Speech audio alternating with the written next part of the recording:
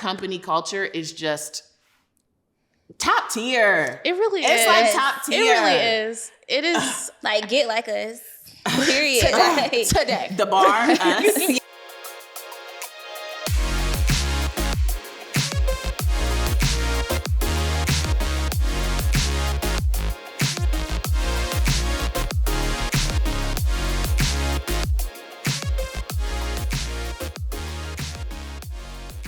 Welcome back to the Seven Figure Educator Podcast. My name is Dr. Erica Jordan Thomas. I'm your host. I am a former teacher, former principal, Harvard grad, and currently a full-time entrepreneur running a seven-figure education consulting business.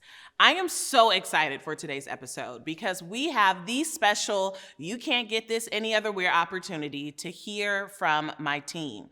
So I have two of my dynamic team members here. I have LaTrice Lyle, one of our program success coaches, and Chasity Griffin, our operations coordinator. And y'all, we are getting ready to unpack the culture of our business. You might want to pay particular close attention because they've done something that it's really hard to do, which is make me cry during this episode. So plug in, put on your seatbelt, and let's jump in. All right, y'all, my squad is here. Welcome, Chasity and LaTrice, to the Seven Figure Educator Podcast, even though this day company. So that we really ain't welcoming because they've been here. So I'm excited for us to have a conversation really about us.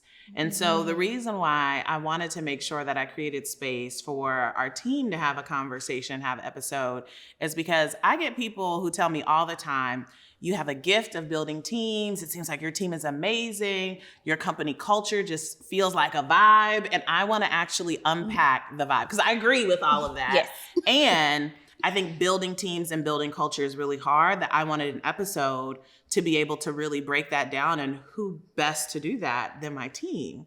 So before we jump in, I would love for each of you to just briefly introduce yourself and then give us your story of what you were doing, who you are before you came to the company. Chasity, you got to put the blog stuff in there because when you introduced yourself at another event, you said you was a blogger. I was like, wait a minute, I didn't know that. So include that part in the story too. Okay, whoever wants to start. So I'll start. My name is Chasity Griffin. I come from an operations background. I was originally at a charter school in New York, and I was doing operations management for roughly about 5 years. So within that time, like my love for operations just kind of grew and grew, and I kind of wanted to take it to the next level. It was kind of getting repetitive. So I took it, I did flow into the blog world for a little bit. So with that, I did kind of mix my blog with operations a little bit with that. And then I stumbled upon this lovely opportunity to work with this bomb team that sits here before you. And I've just been doing this ever since. Right now, I am serving as operations coordinator. So a lot of my work revolves around building automations for the team, all the emails, building out web pages for our different launches and the things that we have going on. So I get to do all those fun technical things, and I enjoy doing it. So our business runs because of you, basically. Got it. Yeah. Okay. Got it. LaTrice? So, I'm like, how far back do I go? Wherever you want, honey. Okay, so EJT and I met at Harvard Graduate School of Education. I was in a master's program. She was in her doctoral program. And we had a class together. I think it was Higgins. I keep forgetting we had a class together, and you are absolutely right. Yes. It was Higgins. I just remembered that recently. I was like, that was the class. But anyway, one day I messaged her on Facebook. I was like, girl, you talking about all this consulting stuff and you a full-time doctoral student. What's tea? Tell me what's going on. So we went to this little breakfast spot in Harvard Square, and I just asked questions, and EJT poured into me. And then I graduated that spring, and EJT was still in her program. I came back to Atlanta, and honestly, I was afraid to actually start consulting. I had this belief that I was too young and people wouldn't take me serious. So I was like, I'm gonna go back doing what I know I can do, right? I'm a bomb teacher. I just got a school leadership degree. go back to the school building. And Penny hit. And in March or April of the pandemic, you did a workshop. Mm-hmm. And the workshop was about consulting. And I was like, let me, I don't know what this pandemic got going on. Let me go see what EJT talking about. When you announced that you were starting Get Launch Consulting, and I was like, put me in the game, like sign me up. And I joined, and I was in the first cohort of Get Launch Consulting. And fast forward to 2022. Okay. Fast forward to 2022. I had the opportunity to join the team as a coach, and joined in February of 2022, and now I'm still serving in that coach role and obsessed. And I still have my own consulting business too. And I know if I don't say this, you're going to be like, you should have said it. Mm-hmm, so I had a 6-figure year last year, and I didn't, I worked part-time with EJT and part-time in my business. And I didn't do any work in my business in Q4. So the program works. If that's what you're here trying to figure out, you can't, look, it's on you. Really, like, you got to just execute. So anyway, back to our team. I am obsessed with the opportunity to really just show the world and Black folks, specifically Black women, that there is a level of freedom that exists. Mm-hmm. And I get to do that every day through coaching other aspiring and current education consultants. Mm-hmm. So I always say that my indirect mission, because obviously we have like our mission on paper, that we help and support Black educators grow 6- and 7-figure education consulting businesses to grow their impact and grow their wealth. And then my unspoken mission on paper is to build a company that proves that you don't have to sacrifice your humanity in order to make revenue. Right. And to build a company that is safe for Black women, because I believe that if you create a company that's safe for Black women, it's safe for everybody. Yep. And everybody is impacted and will be well because of that. So I want to break down our company culture. Mm-hmm. And I really want to center y'all's voice in this, because I believe the folks who can best explain the culture is actually not the CEO. It's people who are a part of the culture, who are experiencing the culture, and the creators of the culture, and that's going to be your team. So first off, tell the people how long you've been in the company. I've been here for about a year and some change, a year and 3 months. It feels so much longer than that because I feel like we've done so much great work, but yeah. Mm-hmm. I have been I don't know. It's been a year and 4 months. Mm-hmm. I started part-time, but now I'm full-time. And that shift happened April 1st of this year. Mm-hmm. Come on. Just so you know, we have full-time employees. So Period. We have the conversation around contractors, employees. Your girl is walking the walk while she's talking the talk. So what was the moment, being a part of our team, what was the moment in which you realized, oh, this place is different? What was that first moment, whether it was peer-to-peer, whether it was peer to me or wherever, where you were just like, oh, this is a different place? This is gonna sound, well, it actually doesn't sound weird considering where we're at, how we work together. Oops. But I would say how open and accepting y'all are of my love language of memes. And I know it could be considered such a small thing, but I think the fact that you all understand what I'm saying, sometimes I may not be able to like find the words or find the expression, but I can drop this Beyonce meme, I can drop this like Candy Burris meme, and y'all understand like exactly what I'm talking about. I'm like, oh, so we've been together before. Y'all get it. So that was one big point for me. Mm-hmm. I remember the moment I looked in Slack and I was like, where did these Beyonce emojis come from? Like, is this a Beyonce on a horse emoji in reaction to my comment, and I love this. Like, teach me your ways, please. So good. What about you, LaTrice? For me, I think it was in the application process, but it didn't hit me until the onboarding process. So in the application process, I told myself, I feel comfortable enough with EJT to let who I am shine through. So I'm going to do that. And I know she's building a business, and the person I know at her core is going to let me be who I am in that business. So I'm just gonna go for it. And that was the first time I feel like I ever brought 100% of myself. I wasn't, professional LaTrice. I was just LaTrice. And then in onboarding, you set up a 30-minute time for me, and everyone does this, but we got to meet with every person on the team. And that was so just like, wow, like everyone is showing up as themselves.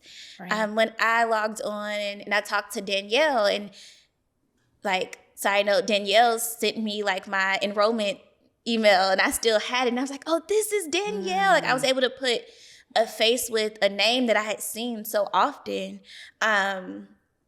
And we weren't talking about we weren't talking about work. I got to take 30, 40-ish minutes, and I got to know her.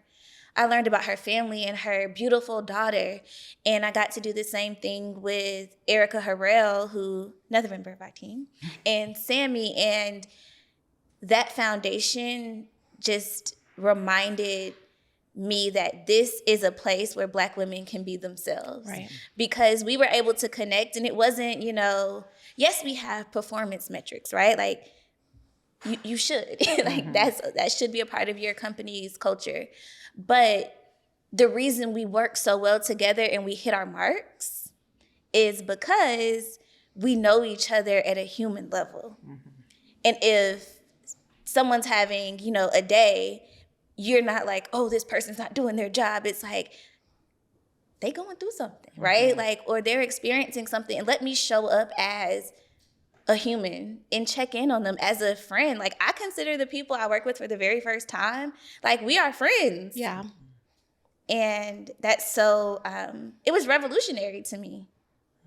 And it still is, right? Like, I went to visit Erica Harrell last December and got to hang out with her son. And now he's like, can I talk to Miss LaTrice? And I'm like, that's wild to me. Like, I've never had that relationship.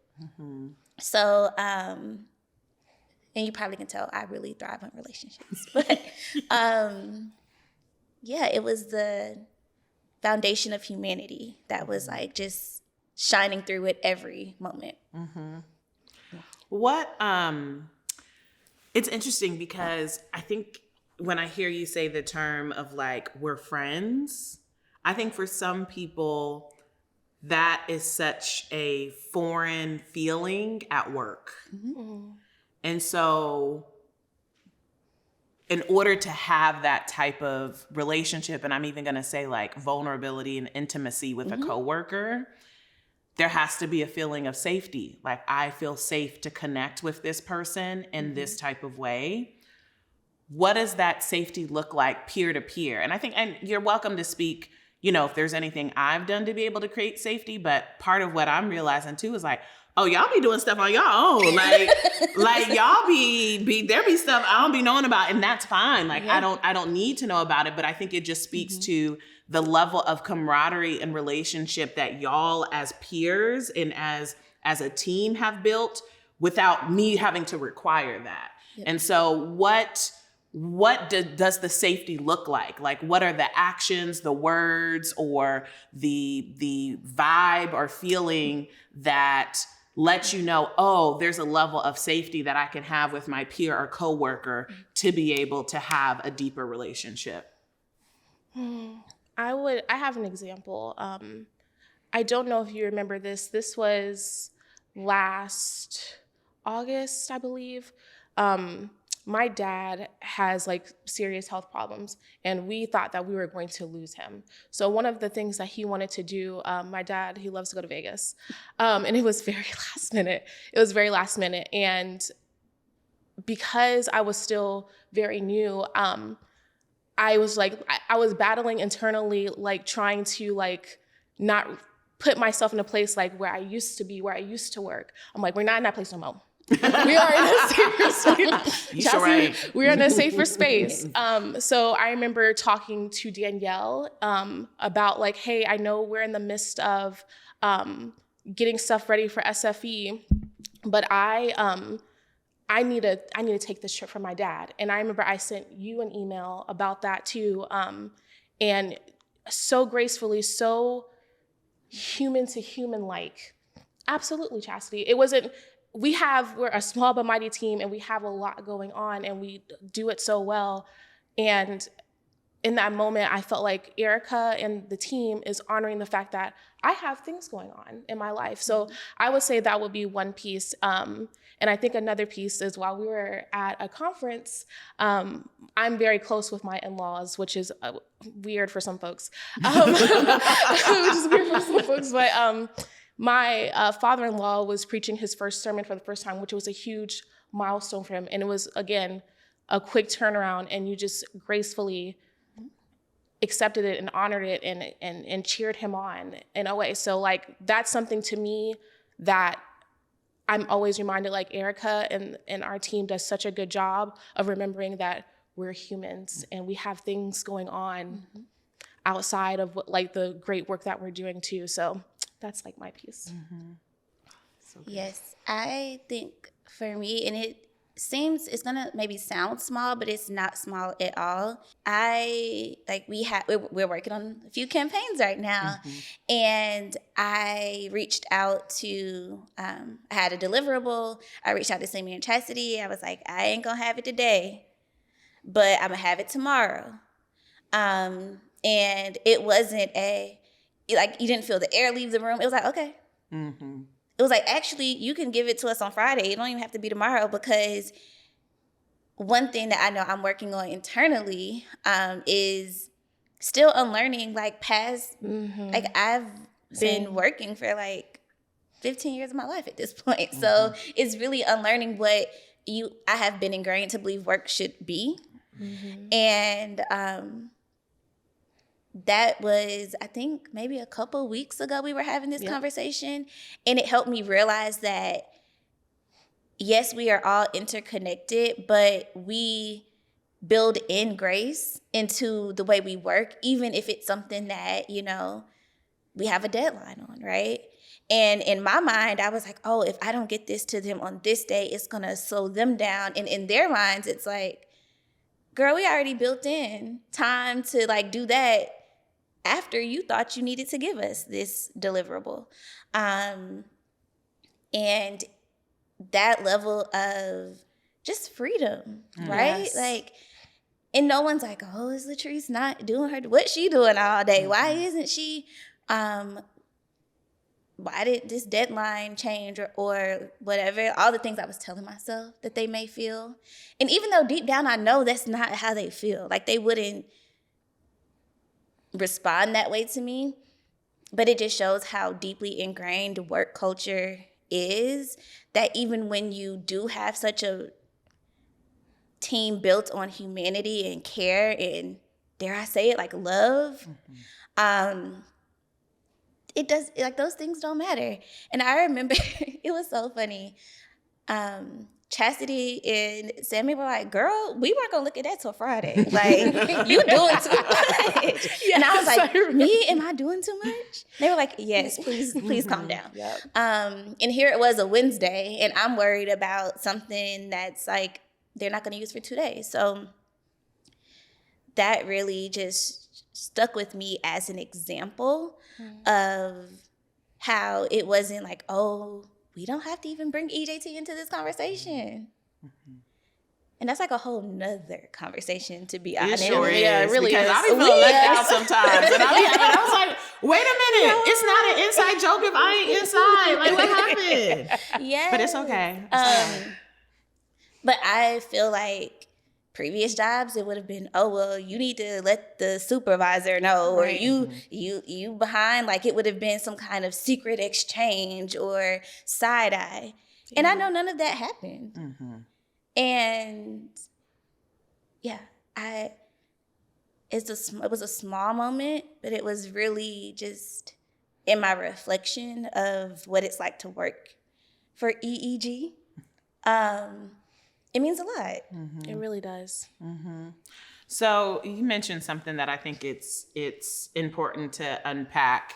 Well, y'all named a couple of things, because I think the piece of making decisions as a leader from a core value of humanity is something that's really important to me. And it's something I had to learn over time. Like, so what you were saying, LaTrice, of like ways of working, what are our norms that we've been taught. And honestly, when you're living in a society that has been built to oppress people, then a lot of our ways of working are really steeped in white supremacy culture, right? Of like sense of urgency, of quantity over quality, of that there's only one right way.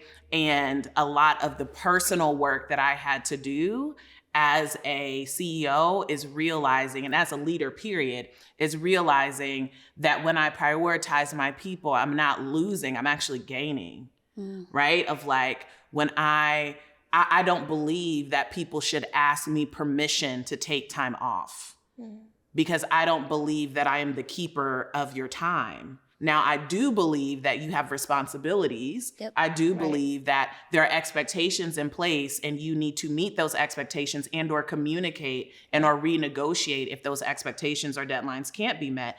But I don't believe that I am the gatekeeper of your time. Yep. Right? And I trust you in terms of how you manage your time. And the moment I receive evidence that what I thought could be trusted could not be trusted, then we'll have a conversation about it. So I think that's an important nugget that, Chasity, I heard you pulling out, that I think it's really important for our audience to hear, because I think for so many people, some of their struggles with team, I think they think are their team or the people, and actually the work is within themselves. Of like, how are you managing your ego? How are you recognizing the ways in which you are unconsciously or consciously oppressing your team and your people? Or why are those rules, like, why is it a rule that you have to do this or do that or check in or check, like, everything should be so intentional and purposeful. So LaTrice, you said something that I think is an interesting place to go, of like, we be doing stuff without EJT. And I'm like, yeah, y'all do. Y'all really do. But I think what's so beautiful about that is our team, Chasity, is the quote unquote youngest person on our team in terms of tenure. And so she's been with us for about 1 year and 3 months. And the person who's been on our team the longest has been with me for 4 years. So we've been able to establish a group dynamic that time allows you to build, to the point where they be doing stuff and I don't need to be there. And like, they be doing stuff and I don't know they be doing stuff, but it's the stuff that like I would want to happen. Like, I don't need to ask for it, they just do it. Yep. And so talk a little bit around like what I do or have done that has allowed you all in the team to feel empowered to do things without me. Because I think there's some people who they feel like they have to ask permission from their leader or ask permission from their manager or supervisor before they can start doing things, where I feel like on our team, that's not the case. Because I'll send an email, they'll be like, oh, we already talked about that. I'm like, oh, okay. I wasn't in the meeting. I went on the calendar invite, but that's fine. That's cool. I didn't need to be on it. So what would you say are things that I have or done or haven't done that has cultivated that sense of like, I feel ownership that I can do this thing and don't need to ask for permission? Can I share one thing? And it's very technical. Mm-hmm. We have an org chart. Not the fun. We have an org chart, and it explicitly tells us who is the owner of something. And EJT, since I've joined the team, I've watched you work to orient us to the org chart. and to make sure that we understand what is in the scope and responsibility of someone's role, because, and this is like a CEO mindset that I have watched you like cultivate and build. You don't need to see all the steps. You want to see the final product. So why am I asking you? That part. The perfect example, the final name of something, right? Like, I can ask Sammy, who just from a sheer like one-to-one time you spend most time with, because she is your executive assistant. I can ask Chasity because she's building the outward facing assets. What I look like waiting until you finish speaking or get off an airplane to just stop my complete workflow to have such a simple question answered. And that might feel so small to people, but it's actually the bottleneck in the workflow, I think, of employees, is when all the details only live with the CEO. They don't just live with you. They live really with all of us, because we have a strong system of just knowledge, like management. Like, we have central places to go to get information. But I think like that org chart, and even if I get confused and I'm like, I wonder who scoped this, like, is this question like within? My first thought isn't, let me ask EJT. Like, my first thought is, girl, go look at the org chart. So it's the 3 before me. Yes, basically is what I'm hearing. like, 3 before me. And I think that is what undergirds like a lot of the, we thought about this. And then you are like, y'all had a conversation. And it's like, yeah. Because you trust us enough, you onboarded us, and you give us feedback enough to where we 99% of the time know what you're gonna say anyway. Yeah. So it's, and we don't, and you said this recently, you were like, just ask for forgiveness later if it's not the decision you would have made. And like, that's a lot of power to have, but it feels so good because I'm never like waiting for you to like get off a stage at a conference before I can move forward, or to finish working with, this client. Almost, not that we don't need you, but I think like that's the point of like orienting us to each other. It's like, we don't need to wait on EJT to make a decision or to answer a question. So if you don't have an org chart, get you an org chart, okay? Step 1. Get an org chart, but also, since I've been with the company, we've reworked the org chart. And we've expanded and given more definition to roles and responsibilities. And that's a beautiful thing too. So don't just get one and be like, you do this and you do this, but really they do 20 things and no one knows they do those 20 things. Yeah, it's small, but it's mighty. And I think it saves all of us time and headaches. Yeah. 100%. That's such a good like nugget of just like clarity, roles and responsibilities, to where like I feel like this is another translation from my time as a principal to like the translation of being a CEO is, as a principal, I had a first responder list where there's this misconception that the principal is the first responder for everything. I'm like, I don't know about textbooks. Like, why are you asking? I don't know about the buses. Like, just because I'm the principal don't mean I know everything. We actually have people who manage those things. So I don't know when the textbooks are arriving. I don't know when the buses are coming for the field trip, because I had nothing to do with that. Here's a first responder list of the first responder, the second responder in case that person is unavailable, and even the third. And for 95% of those tasks, I was not the first, second, and there was 5% where I was the third responder. So 3 before me. Like, ask them 3 people before you ask me.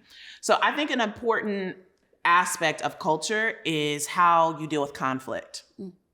And conflict is not good or bad. Conflict just is what it is. And I think how we hold and position conflict, I think, is directly related to how we engage with it, how we hold it, and how we discuss it and how we talk about it. And so we are a regular team, just like everybody else, where there's times where we may not always agree. There's times when someone might make a misstep, or make a mistake because we're human, and how we respond and how we treat those moments influences the culture that we build. So I would love for one and or both of you to share a moment or example of either how you received feedback and or how you processed or dealt with conflict on our team. There was one instance where I made a mistake, and I think we had a very productive conversation about steps that I need to ensure that those that process won't fall behind. And I think our conversation went well because number one, you did center it with humanity. That's where it came from. And then we also just talked about why did it happen? It didn't just cut straight to this was wrong, da da da da da. It just went into hey, what happened? Okay, well, let's put this process in place. And then since then, that mistake has not happened again.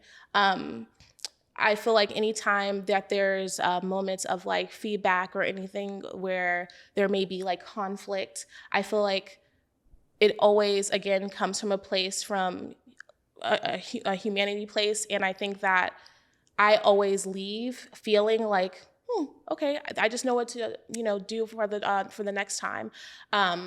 I don't find myself how I used to find myself in previous situations, but I always feel confident and I feel supported, and I don't leave flustered or confused or frustrated. I feel like we always have a productive conversation with any type of conflict that may come about.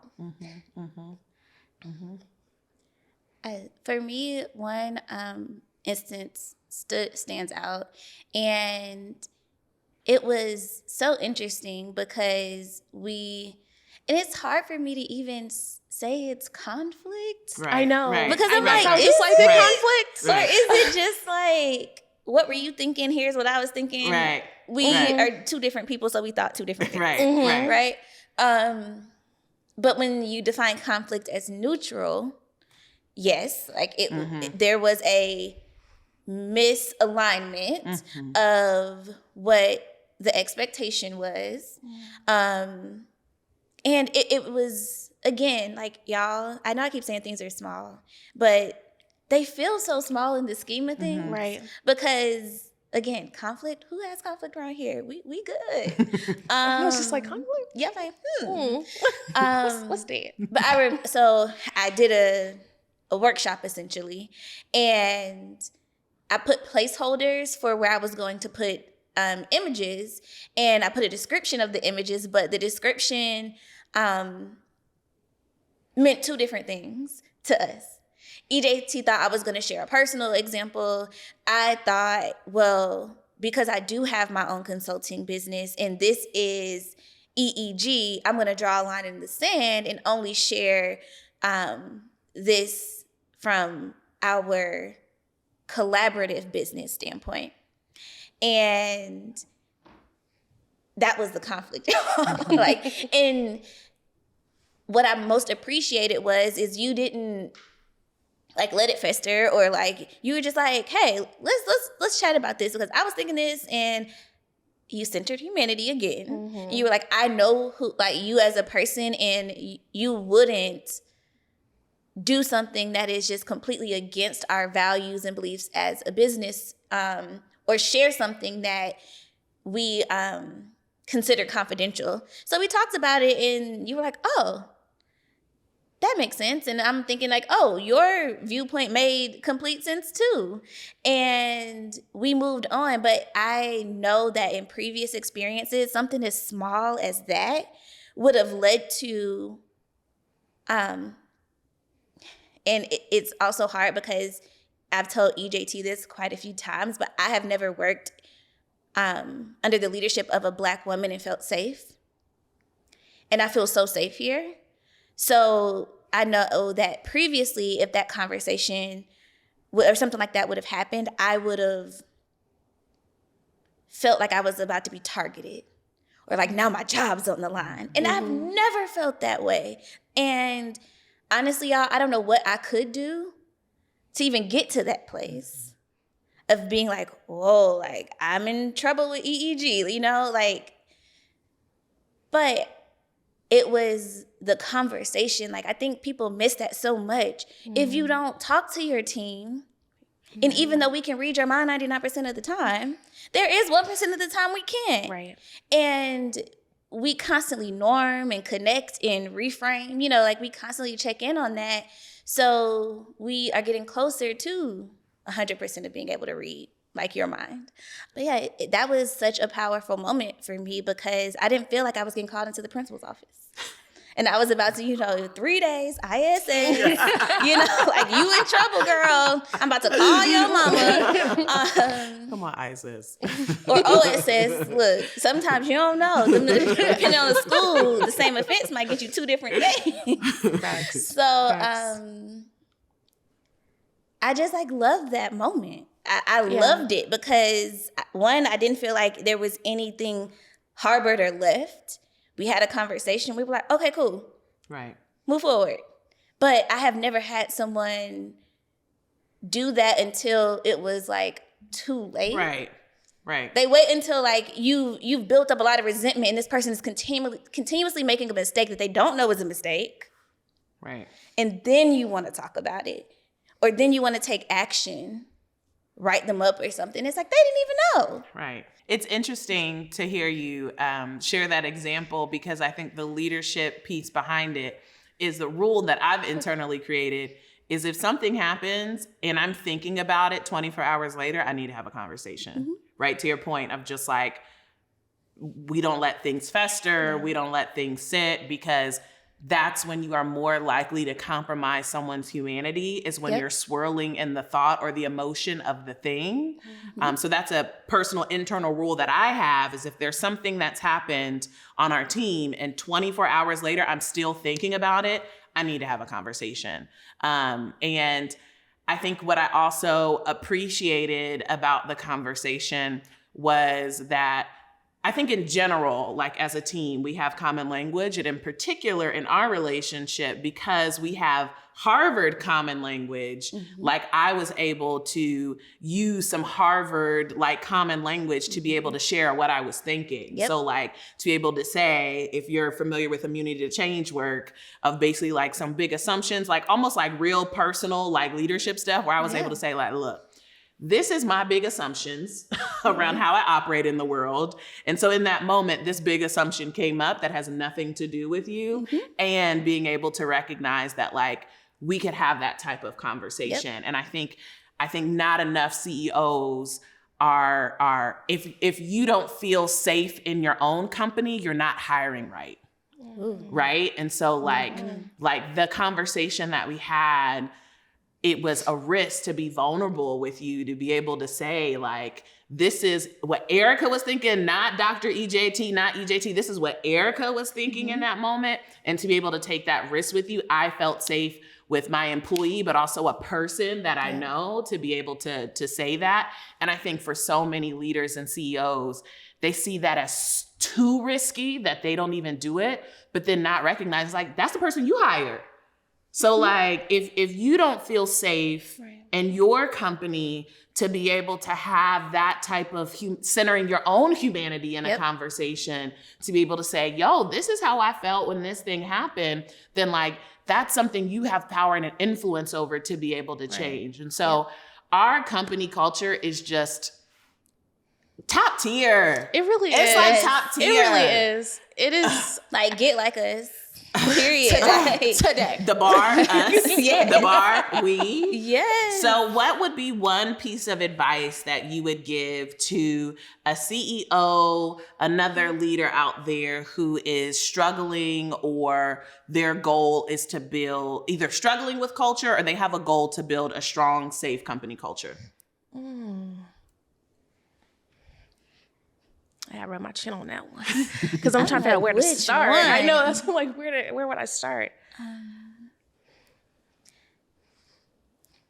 I'd say that building a company culture is more about internal work that you have to do with yourself than it is about the people that you bring in. Because when you are not clear on your values, when you are, even on your own, we call it mind trash around here. But if you got trust issues and you don't want to be real about having trust issues, then you're going to hire people and you're not going to trust them to do your job. And then you're going to tell yourself, and I'm speaking from a little bit of experience, because I hired a VA before and I didn't deal with my trust issues. So I was micromanaging them and I reinforced something that wasn't true, which was they were unable to do their job. But what I didn't do was allow them and teach them how I wanted things to be done. So it wasn't them, it was me. And I think that you do that beautifully, right? Like, we don't walk around acting like we're perfect. We are all working through mindset shifts as life change comes and changes and all of that. But you trust us.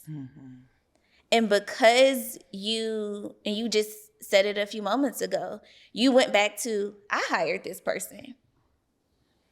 They didn't just like come insert themselves here. So there is something here that is just like, a simple bump or misunderstanding. It isn't them being unable to do their jobs. So all that to say, if you got trust issues, talk to your therapist, get you a therapist.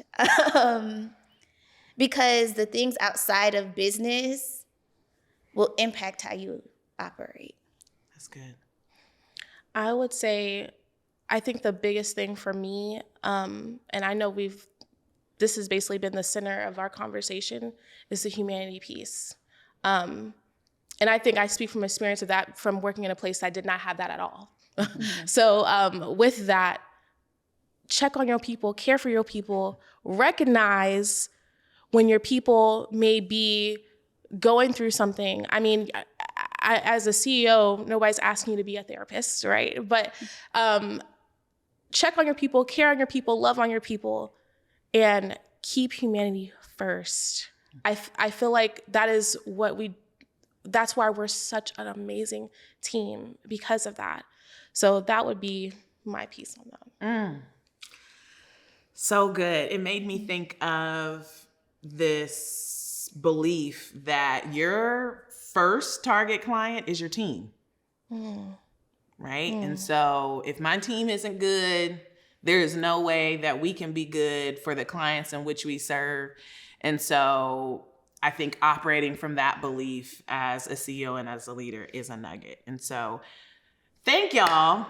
Obviously not just for the podcast, of course, just for like being on the podcast, but I could not do this without y'all. And so I am so incredibly grateful for everything that you all bring to our team. I'm getting ready to get emotional. I'm trying not to. First of all, I saw Latrice here. I know. This ain't me. This ain't the role that I play. I'm the crier. And I'm over here dabbing and patting my eyes, and I got makeup on. I'm like, this is not my role. This is Latrice's role on the team. Listen, I'll cry on command almost. But I'm over here like getting emotional just because I'm just so incredibly grateful for you all. I love you all so much. And just the fact that we've been able to build this together, and the fact that I can trust you and you all are my safe place in the company, is something that I never take for granted. So thank y'all. Can I also just say, like, I think on behalf of the team, thank you, Erica. Yeah. Like, this would not all be what it is if you didn't just walk in your purpose and like go after your freedom. This would not exist. And even as a member on our team, I know we speak about getting freedom. You're helping us get our freedom. So like, listen, I can have a podcast just on that. Listen. But like, we love you, Erica, and we appreciate everything you do. You're a phenomenal leader, and we thank you so graciously. We love you. I love y'all too. Not me finna cry. Well, Okay. now that my little makeup is like all out of place, well, I'll let it flow. the record show I didn't I'll cry. lean into my LaTrice and fully feel all of the things. Because typically I say like, LaTrice is just an outward expression of what I feel on the inside. Because I'm gonna cry. LaTrice on the outside and the inside today. Thank Thank you all for joining us in this episode of the Seven Figure Educator podcast, and we will see you on the next one.